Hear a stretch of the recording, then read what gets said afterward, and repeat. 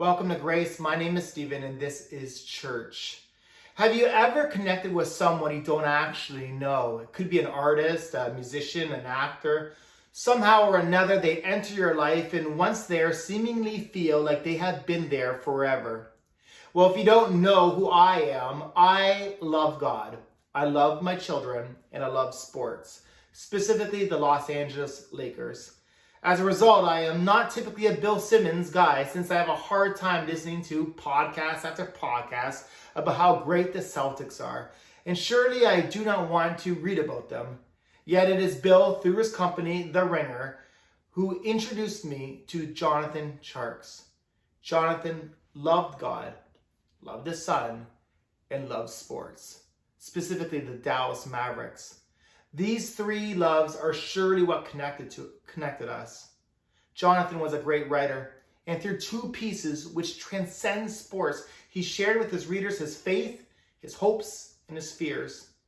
Today we share those works in an effort for us to support each other, learn from each other, and reprioritize what's important together. Our sincere thoughts and prayers are with his family, Melissa and Jackson, his church, and The Ringer.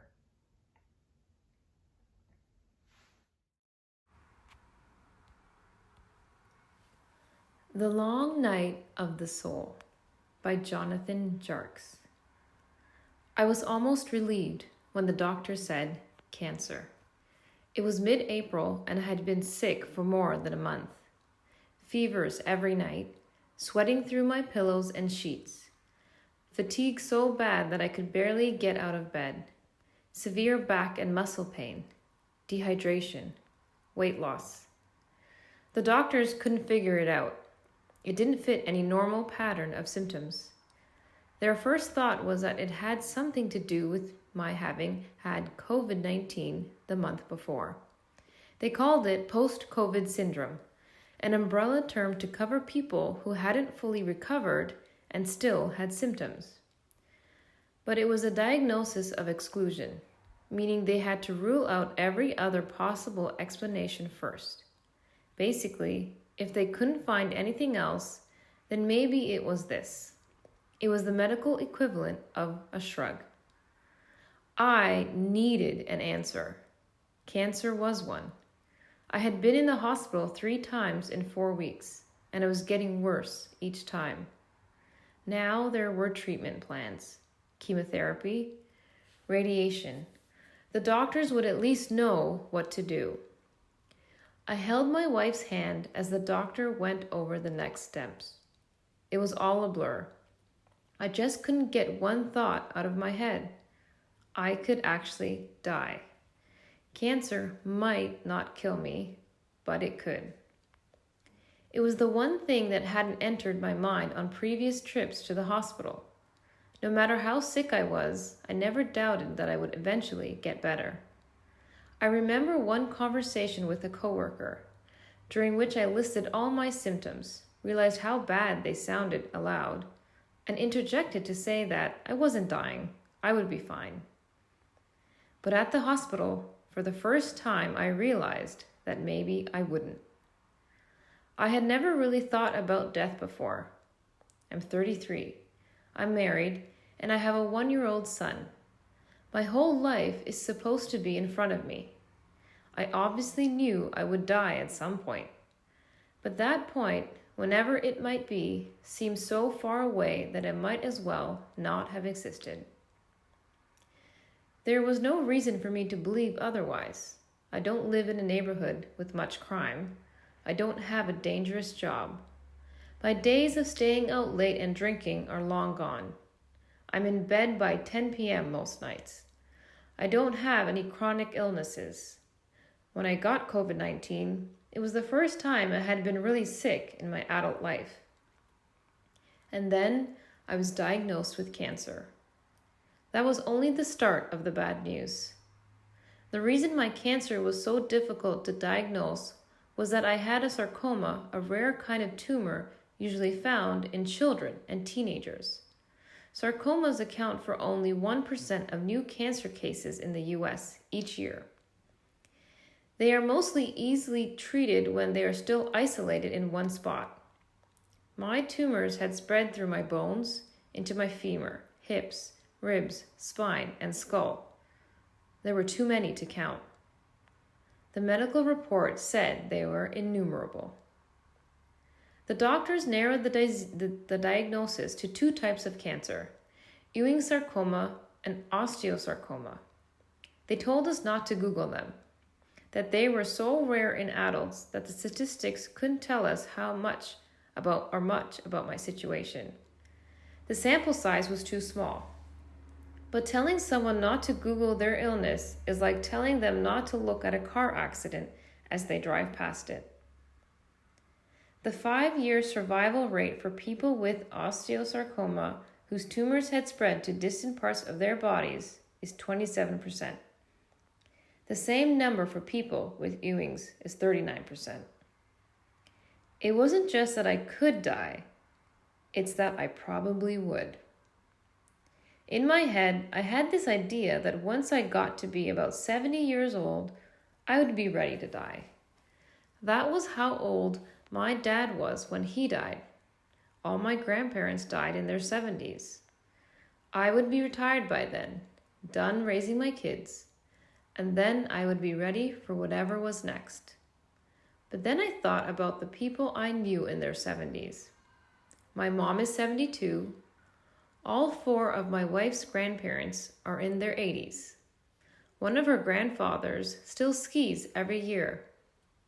I have never talked to him about it, but he certainly doesn't seem ready to die. He's probably like me before I was diagnosed. He knows it will happen at some point in the future, but does his best to block out the inevitable reality. That coping mechanism doesn't change, no matter your age. The thought of death is so painful that many people do everything they can to put it out of their minds. It's easy enough in our society. I'm not surrounded by death. It usually happens far away, in hospitals and nursing homes and hospice centers. One of the best metaphors I've heard for modern life is that it's a car headed towards a cliff edge, while billboards line both sides of the road, blocking the driver's view. Those billboards are all the distractions that society has to offer. Netflix, sports, movies, music. Everything you consume to avoid thinking about where you are ultimately headed. And those billboards cover your view until the end of the road, when suddenly the cliff approaches.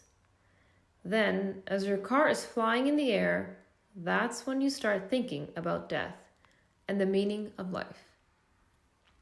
As a Christian, I felt like I was prepared for that moment, but there's nothing that can truly do that. It's the long night of the soul. It's a version of a well-known phrase that I often think of.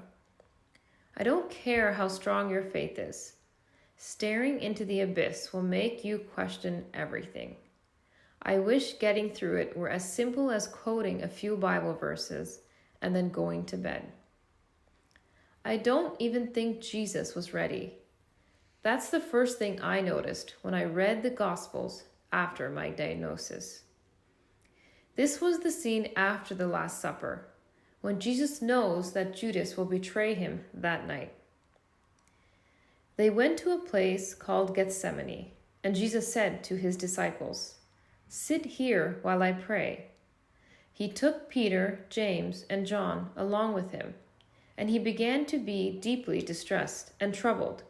"My soul is overwhelmed with sorrow to the point of death," he said to them. "Stay here and keep watch." Mark 14:32-34.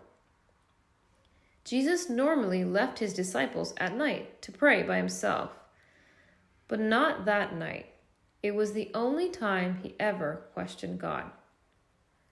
Going a little farther, he fell to the ground and prayed that if possible, the hour might pass from him. "Abba, Father," he said, "everything is possible for you. Take this cup from me." Mark 14:35-36. The most likely interpretation to me is that Jesus had known for a long time that he would have to go to the cross. It was always going to happen. He still had to do his ministry first. He still had to go to Jerusalem. He still had to have the Last Supper. But then, all of a sudden, there were no other things to do. The cliff's edge was there, and he was terrified, just like anyone else would be. He might have thought that he would be ready to die. It's easy to tell yourself when that point is still far away. It's different when it's right in front of you. You think about your life, about all the things you still want to do, about the people you could be leaving behind, and you ask why. You ask why a lot. There are many kinds of crying. The kind you do when you are by yourself in a cold hospital room, unable to fall asleep, and telling God that you don't want to die, is as ugly as it gets. Most Americans spend so much time striving, trying to be successful, trying to climb further up the ladder, trying to achieve, trying to give our lives meaning. It all fades away in that moment, when all you are left to grapple with is what you really believe about life and death. It doesn't matter who you are, or what you have done, or how much medical care your money can buy. We all have to face that moment. It's the only moment when every person on earth is truly equal. We come into this world with nothing and leave it the same way. A lot of those nights of the soul have happened for me at the T. Boone Pickens Cancer Hospital in Dallas. Pickens started as an oil and gas man and became a billionaire business tycoon. He's best known nationally for being the booster who spent so much money that he turned Oklahoma State football into a powerhouse. You can't go anywhere in Dallas without seeing his name. I used to play basketball at the T. Boone Pickens YMCA, and I would drive by the T. Boone Pickens Hospice and Palliative Care Center on my way to work. He passed away in 2019, and it's hard not to see his giving as a way to cheat death. Maybe he wouldn't be around in the future, but his name would be. It's the same reason U.S. presidents build libraries to celebrate their legacies, and we carve their faces into mountains. I just don't know how much any of that means to T. Boone now, wherever he is. Many people don't believe that he's anywhere, that this life is all there is. Maybe they are right, but that doesn't bring any comfort in the long night of the soul. So, what does? I go back to that last night in Gethsemane. The last thing Jesus says to God is, "Yet not what I will, but you will." Mark 14:36. He gives up control. The reality is that none of us ever had any control of our lives in the first place. I had no control over getting cancer. It just happened. Nor do I have any control over how the months of chemotherapy will go. It reminds me of something else Jesus said. Can any one of you, by worrying, add a single hour to your life? Matthew 6:27. Worrying about death does me nothing. All I can do is believe and have faith that there's some point to all of this, that God is watching after me and my family, even if it doesn't seem like it sometimes. The latest diagnosis is that I have a BCOR-CCNB3 sarcoma, a type so rare that my oncologist, a sarcoma expert, had never heard of it. It's in the family of Ewing's-like sarcomas, but it's not Ewing's. It was discovered only in the past decade. Both my doctors and I are flying blind. I don't know when the long night of the soul will come for me again. I just know that I will turn to my faith in that moment. It won't let you face death without fear, but it's the only thing I've found that helps.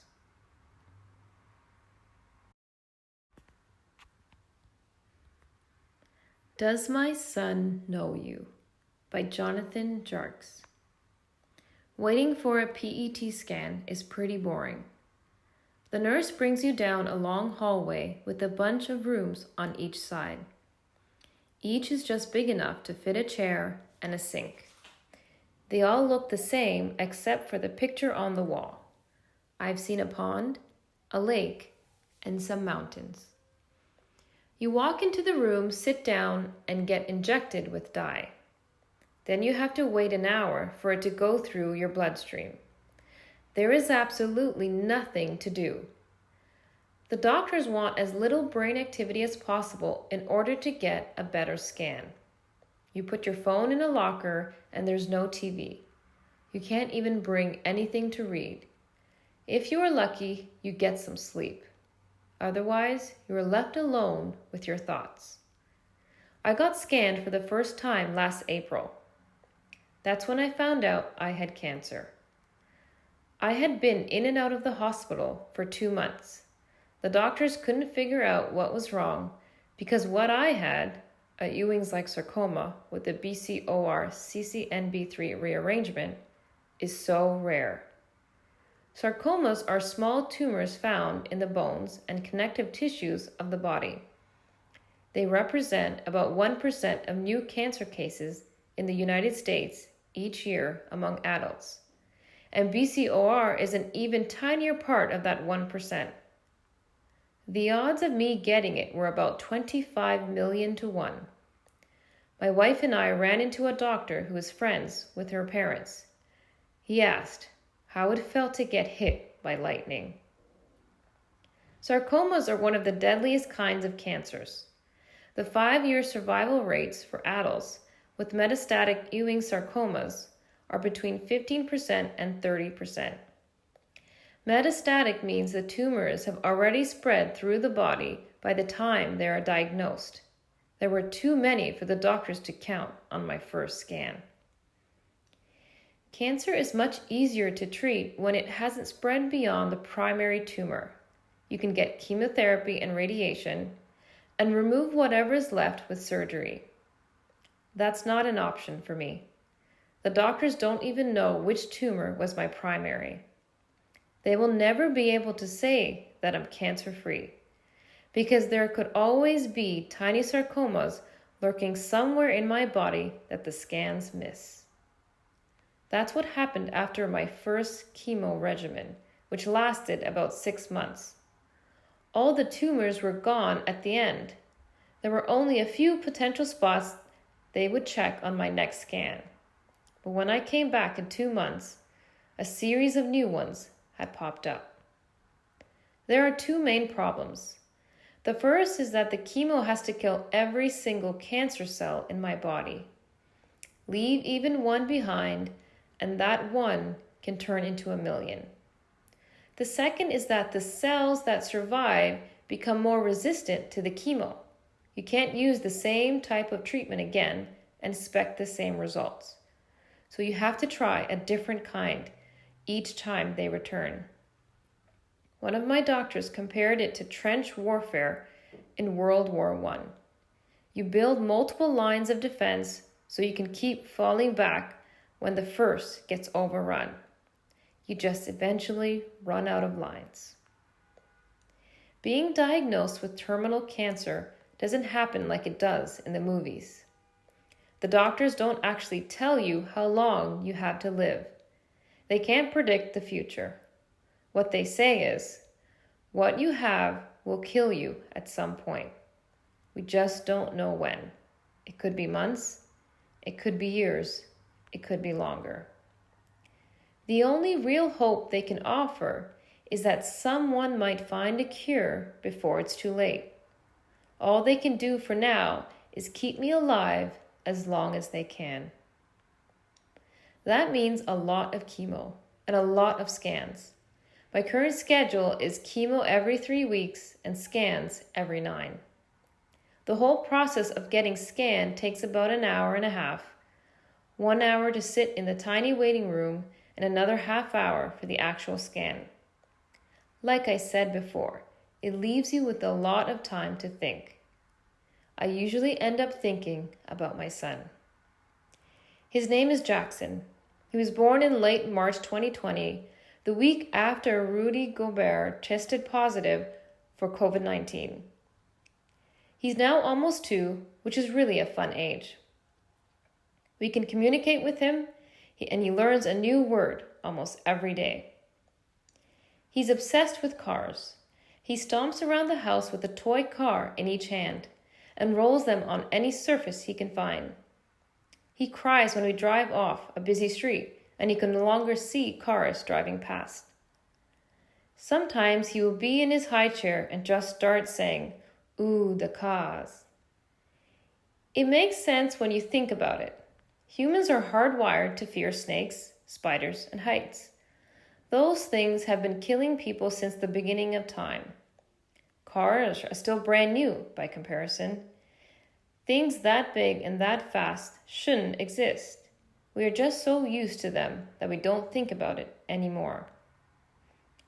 Jackson isn't used to anything. He sees a car and thinks it's the coolest thing he has ever seen in his life. One of my favorite phrases is, "You see it?" He might say it 10 times a day. You never know what exactly you're supposed to be seeing, but apparently it's something. Being a dad has been the greatest joy of my life. I was never someone who debated about whether or not to have a family. It's something that I had wanted ever since I was a kid. I wanted what I didn't have. My dad was diagnosed with Parkinson's disease when I was 6. Most people know Parkinson's from Muhammad Ali or Michael J. Fox and the shaking they see. But that's only the beginning. Parkinson's gradually robs you of your ability to control your body. My dad went from needing a cane to walk to a back brace and then a walker and finally a wheelchair. Things really went south after he had open heart surgery. His body never recovered. He had to take so much medicine that it became hard to talk. He was there, but he was no longer there. I was 12. That's the age when your parents go from authority figures to actual people. That never happened for me and my dad. We never got to know each other. What did he like doing? What were his experiences growing up? What were his goals in life? And there's the simpler stuff too. How do you tie a tie, or grill a burger, or fix a car? I had to figure it all out on my own. Now it looks like my son might have to do the same. It was the one thing that I never wanted for him. I remember my dad had a lot of tennis trophies in his office. I never saw him play, but I was told he was good. He was 6'4" and had a big serve. But the trophy he was most proud of was the Courage Award that he got from his fitness club. It was for the toughness he showed in fighting Parkinson's. He went to the club all the time before he got sick. It had tennis and racquetball courts, a swimming pool, and an outdoor track. It's where he made most of his friends. Everyone was supportive at first. They brought us food, drove him places, and got him in and out of the car. But those visits slowly dried up over time. My dad kept getting sicker and could no longer do the things that had made them friends in the first place. People moved or had kids or got busy at work. Even the Christmas cards stopped coming. By the end, the only people who stopped by the house were nurses and healthcare workers. My dad died when I was 21. There were a bunch of people at his funeral whom I hadn't seen in years. They all told me how sorry they were and asked whether there was anything they could do. All I could think was, I don't know any of you. I know of you. I've heard your names, but I don't know you. The lie that society tells us is that our friends can be our family.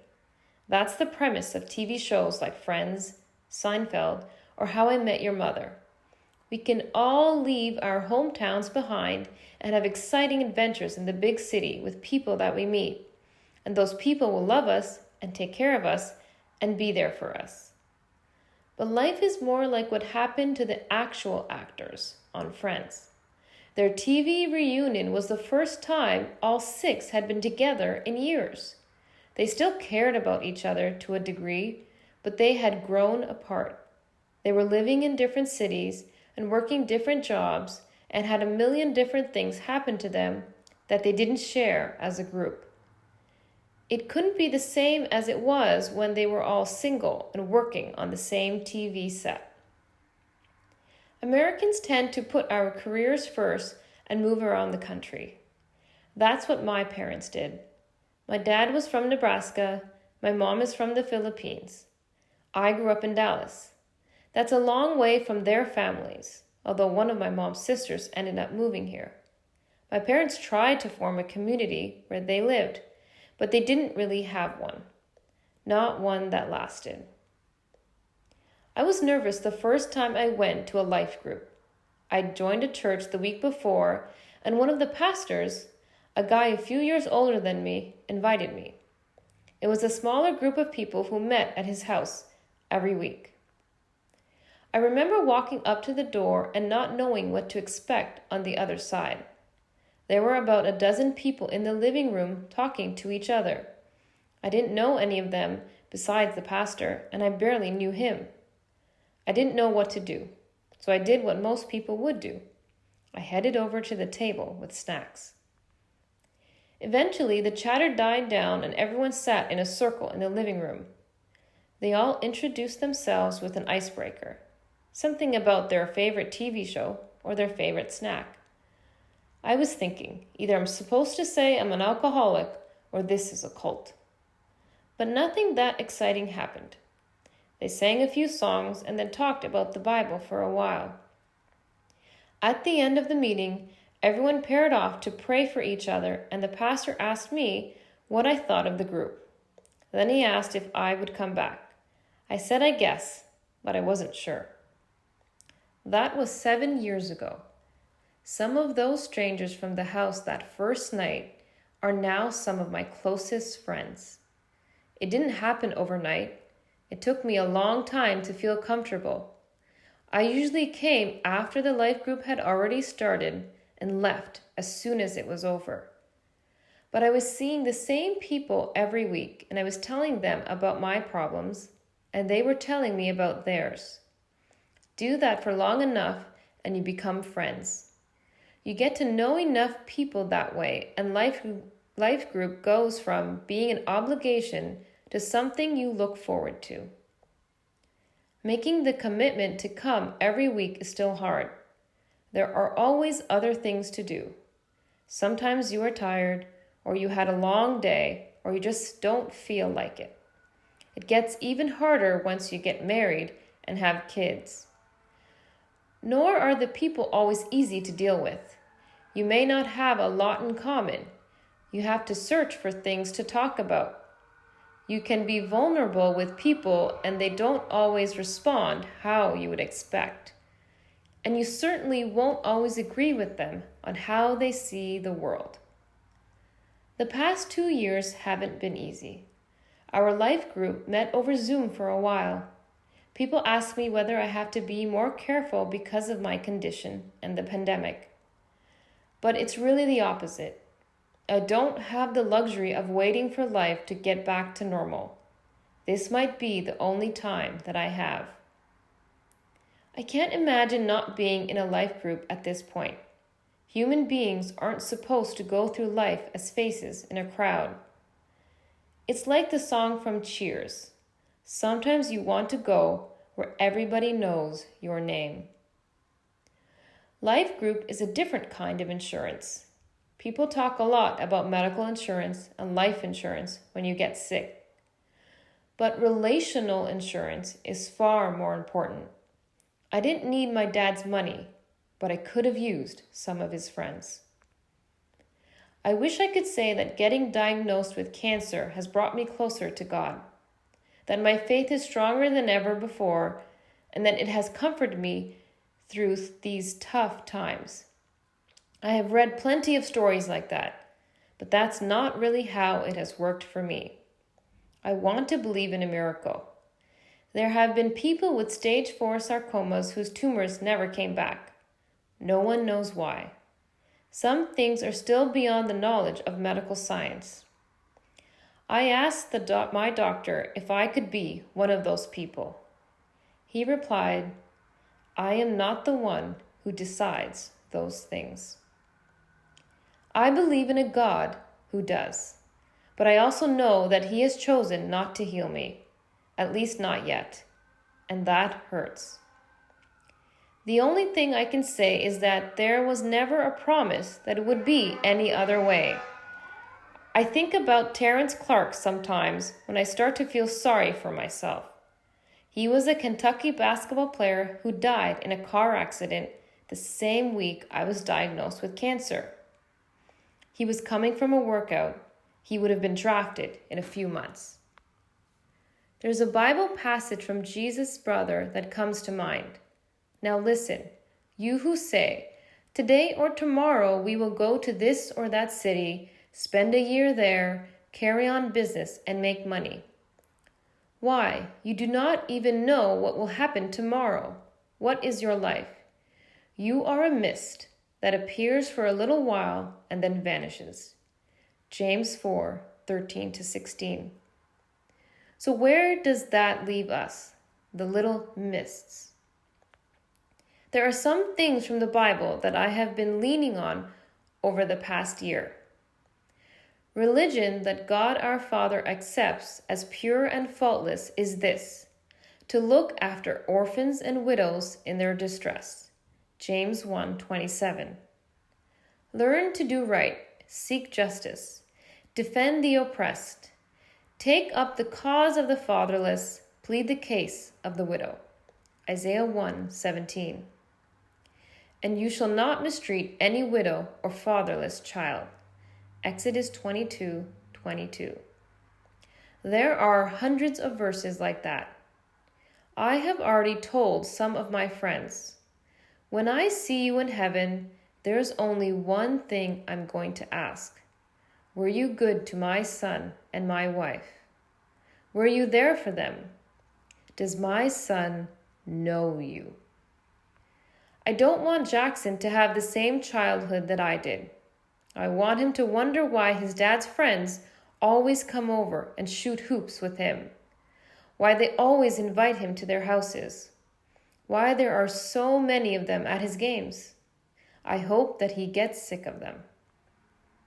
One thing I have learned from this experience is that you can't worry about things that you can't control. I can't control what will happen to me. I don't know how long I will be there for my son. All I can do is make the most of the time that I have left. That means investing in other people so they can be there for him.